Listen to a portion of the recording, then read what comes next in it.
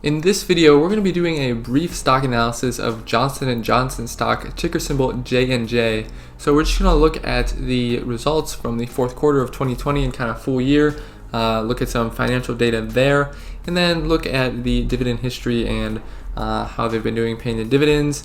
And we're also going to look at some quick PE ratios and kind of compare that to what they've traded at historically, just to try to figure out what kind of valuation they might be at. And as always, we're going to look at my position as well. Hey, what's up guys? Welcome back to the channel. My name is Frank Mularcik, and if you are new here, I would highly recommend you subscribe, as I make a lot of videos about dividend investing and specific dividend stocks that I invest in, and I also just talk about my portfolio as a whole and how we're doing there, and I have some other videos I make. So if that sounds interesting, make sure you subscribe and like this video, as that's also a great way to show your support. Alright, so first up, we're just going to look at their results from the fourth quarter. So they have it listed out here. In the fourth quarter, they had basically total sales or revenues around $22.5 billion, which is a little bit higher actually than last year's Q4 in 2019. So that's definitely a positive sign there. But if we look at the earnings, obviously the GAAP earnings are going to be a lot lower. And then when we look at the adjusted non-GAAP earnings, then they were about even, down about 1% year over year. So that's not terrible, but you definitely want to hopefully see those earnings consistently increasing over time.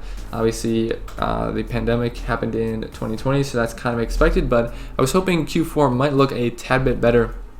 But hopefully we'll see a little bit of a better recovery in the next few quarters. And then just looking at the full year sales, revenues of $82.6 billion, which was just a teeny bit higher than $82.1 billion in 2019. And looking at some highlights here, just the earnings, obviously they are down a little bit, both on the GAAP and non-GAAP ways of looking at it, I guess. So that's not the best thing to see there, but obviously, like we said, the pandemic, and pretty much everyone is expecting some financial troubles to some degree, so I'm not too worried about that. I'm just really excited for 2021, and hopefully we'll be able to see how they're doing.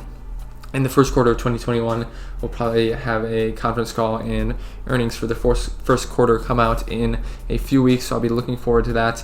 And then they just kind of break down some of their performance by the different segments. In the consumer health segment, they said they had solid performance driven by oral care, wound care, and recovery in skin and health beauty, which is good to see. And then in the pharmaceutical segment, they had robust above market performance driven by double-digit growth in 8 key products. So these pharmaceuticals are some of the more rapidly growing segments of their business, I would say, and that's kind of illustrated here. Most of these had pretty nice increases, like the immunology segment had a 15.3% increase in sales, and the oncology segment had a 23% increase in sales there. So those are really exciting to see.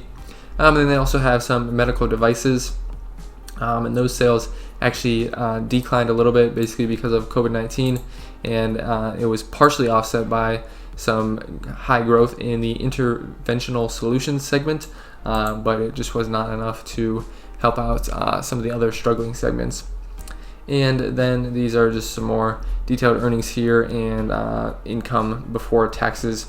Also, I want to look here. The one thing I found interesting is it lists a negative tax rate for Q4 2020. I'm not positive really how that works, but if someone does have knowledge of that, I would love to hear about that, because I don't really know how that works, and I didn't really look that up either. So maybe I will look that up afterwards, actually. And then these are the statements of earnings for the full year 2020, and you can see their tax rate for 2020 was around 10.8%. So I certainly understand what that means in that context, and as a shareholder, it's good to see that that's lower than the 12.7% from 2019. And then just looking at the different segments for the full year, we saw around a 3% increase in sales for the consumer health highlights, which is not bad considering circumstances. And pharmaceutical, again, a pretty strong performance there considering what we faced, what the company faced, I guess. So an 8% increase in sales there. And then the medical devices, pretty drastic 11.4% decrease in sales there, but I think this is the smallest segment, so that's not as big of a deal, I guess. And just briefly looking at the balance sheet, they have about $51 billion in current assets, which is a little bit higher than 2019, which is great to see. And that's those numbers are significantly higher than the current liabilities, which is also a good thing to see. And then the total assets are around $175 billion, which is just insane to think about that way, but it's just a massive company. And looking at the dividends here, JNJ has a yield right now of about 2.48%, and they have an annual payout of $4.04 with a earnings per share payout ratio of right around 42%, which is just fantastic to see. And their 5-year dividend growth rate is around 6%, which is not bad at all, but for a company of the size and magnitude of Johnson & Johnson that has just been paying dividends for so long, I think that growth rate is pretty good, to be honest. And like I was saying, they have been paying a while. They've been growing that dividend for over 58 years, which makes them a dividend king, which is pretty cool to see. And I think if we look at the dividend history here, they should probably be due for an announcement on their next dividend. Sorry for that. Because I believe, so they just paid the dividend in March last month, and they should probably announce a dividend sometime in April within the next few weeks. That should be an increase, because that's normally when they increase the dividend, is around the April timeframe announcement for the June payout. So I'm excited for that. And looking at the stock price over the past 5 years, the one thing that I do like is they're really not just straight up. So it seems like there's often good times for buying opportunities. There's often a lot of good opportunities to buy the stock. I would say right now is probably not the absolute best opportunity, just given where we're at and where the stock price is at. We can see the PE ratio is 30, which we're going to look at some of that right here. So in the healthcare sector, they're technically in this drug manufacturers industry, but they're really in lots of these industries, so it's hard to kind of categorize them. But you can see the average PE for the healthcare sector is 26, which is a little bit lower than Johnson & Johnson's. So that's one thing to keep in mind. And also looking at the historical PE of Johnson & Johnson, you can see here back in the early 2010s, they were trading around 15, 16, 17, 14 PE, all the way up to like 18 in 2017. Then they had this weird spike, which is probably just some sort of anomaly.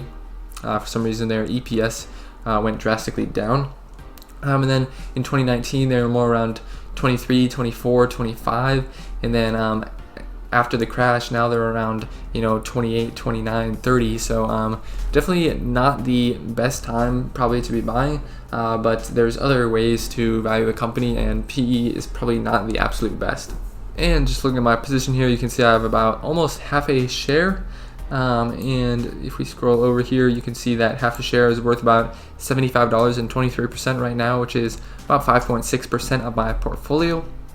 And from their dividend yield of 2.48%, I'm getting paid about $1.87 every year from Johnson & Johnson, which is not a whole lot, but I think in the long term, I'm going to keep adding to my position, and hopefully they keep increasing the dividend as well. And my yield on cost on them is 2.73%. I think I have about 10% or so capital gains there, so my yield on cost is a little bit higher than the current dividend yield, which is awesome.